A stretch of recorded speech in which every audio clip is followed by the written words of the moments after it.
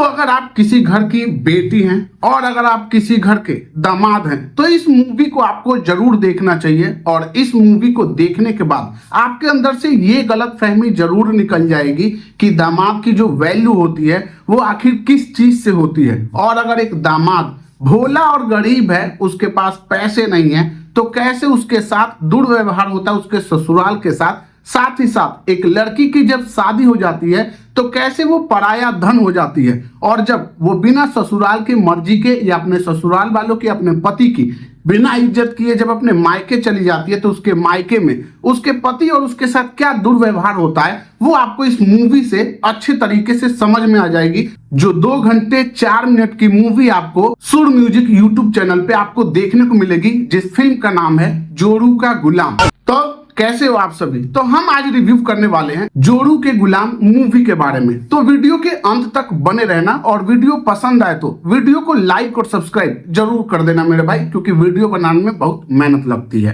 तो कहानी एक ऐसी लड़की की है जो कैसे अपने ससुराल में अपने सास, ननद और अपने पति को उंगली पे नचा रही है। और वो उंगली पे इसलिए नचा रही है क्योंकि ये सारा सिखाया उसकी माँ का है। और उसकी माँ ने सिर्फ इसी बेटी का घर बर्बाद नहीं किया बल्कि अपने बड़ी बेटी का भी घर कैसे बर्बाद किया है वो आपको इस मूवी में देखने को मिलेगा। और बड़ी बेटी ने अपना घर बर्बाद करके मायके में तो ठीकरा जमा रखा है, लेकिन कैसे छोटी बेटी जब उसके हत्थे चढ़ती है तो उसके और उसके परिवार के साथ क्या होता है और कैसे रियलाइजेशन होता है। और अगर आप भी ऐसे बेटी और दामाद हैं तो आपके भी आंखों पे पड़ी हुई पट्टी कैसे हट जाएगी ये आपको समझ में आ जाएगा। तो कहानी बड़ी सिंपल सी है इस मूवी की कि एक माँ ने अपनी बेटी के कान भर भर के उसका ससुराल तो खराब कर दिया है, और कैसे एक बेटी अपने ससुराल के प्यार दुलार को कैसे उनका जुल्म सितम समझ के अपने परिवार के ऊपर जाति कर रही है, ससुराल वालों के ऊपर, ये चीज आपको समझ में आएगी। और जब इन जातियों से वो अपने मायके चली जाती है रूठ के, तो कैसे उसके मायके वाले उसके साथ साथ उसके पति के साथ भी दुर्व्यवहार करते हैं और नौकरों जैसा व्यवहार करते हैं, ये आपको समझ में आएगा। साथ ही साथ एक माँ के रूप में आपको देखने को मिलेगा कि कैसे एक माँ 2 दामाद के बीच में अंतर देखती है और पैसे वाले दामाद और एक गरीब दामाद को किन नजरिए से देखती है और उनके साथ क्या व्यवहार करती है ये समझ में आएगा। और इन सारी चीजों से कैसे एक बेटी की आंखें खुलती है और किस तरीके से उसकी आंखों से पट्टी हटता है और वो समझती है कि उसका अपना और उसका पराया कौन है। अब देखो उस बेटी के रूप में आपको देखने को मिलेंगी रक्षा गुप्ता, साथ ही साथ उस गरीब भोले दामाद के रूप में आपको देखने को मिलेंगे प्रेम सिंह, जो इस मूवी में आपको कहीं ना कहीं ये फील कराने लगते हैं कि जैसे उनका नाम भोला है, भोला होने के साथ साथ कैसे वो चूतियां हैं। या मूवी में इस तरीके से दर्शाया गया है कि आदमी इतना भोला हो उसको भोला कहना ना इंसाफी होगी, उसको चूतिया कहना ज्यादा अच्छा लगेगा। अब वो क्यों, वो जब आप मूवी देखोगे तो आपको समझ में आ जाएगा, क्योंकि 2 घंटे 4 मिनट की मूवी मैं आपको 5 मिनट में ये नहीं समझा सकता कि प्रेम सिंह का किरदार इस मूवी में भोला है या चूतिया।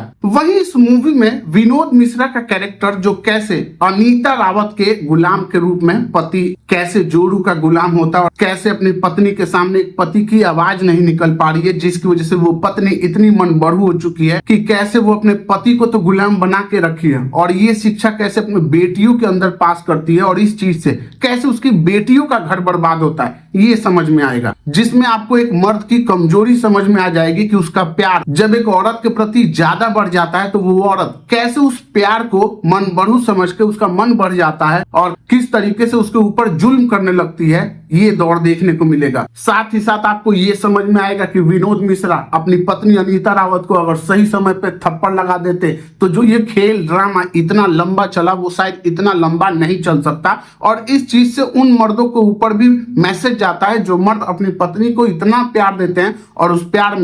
प्यार को वो औरत इतनी कमजोरी समझ के उस मर्द के ऊपर जाति करने लगती है, जिसकी वजह से वो प्यार कम और टॉर्चर ज्यादा लगने लगता है। तो मूवी बेसिकली उन औरतों और उन मर्दों के ऊपर है जो अपनी पत्नी के मोह माया में कैसे फंसे हुए हैं और किस तरीके से एक पत्नी उस मोह उस प्यार को कमजोरी समझ के उनके ऊपर जाति करती है। और वो जब मायके चली जाती है तो मायके वाले कैसे उस दामाद को या उस बेटी को नौकर समझ के उसको नौकर की तरह ट्रीट करते हैं, ये दौर देखने को मिलेगा। साथ ही साथ अगर आपने ये मूवी देखी है तो आपकी आंखों की पर्दे ऐसे खुलेंगी कि आपको समझ में आ जाएगा एक बेटी का ससुराल में रहना जरूरी है या मायके में जरूरी है। वहीं आज तक जहां भोजपुरी मूवियों में मैंने ये देखा था कि कैसे आस पड़ोस रिश्तेदार पटीदार जो घर में आग लगाते हैं, वो कैसे एक दुखियारी लड़की जो इन सेम चीजों से परेशान हुई है, वो कैसे पटीदार या उन रिश्तेदारों या आस पड़ोस की आंखें खोलती है और रक्षा गुप्ता को समझाती है कि उसका पति और उसका ससुराल कितना उसकी जिंदगी में जरूरी है। एक शादीशुदा लड़की के लिए उसके ससुराल में रहना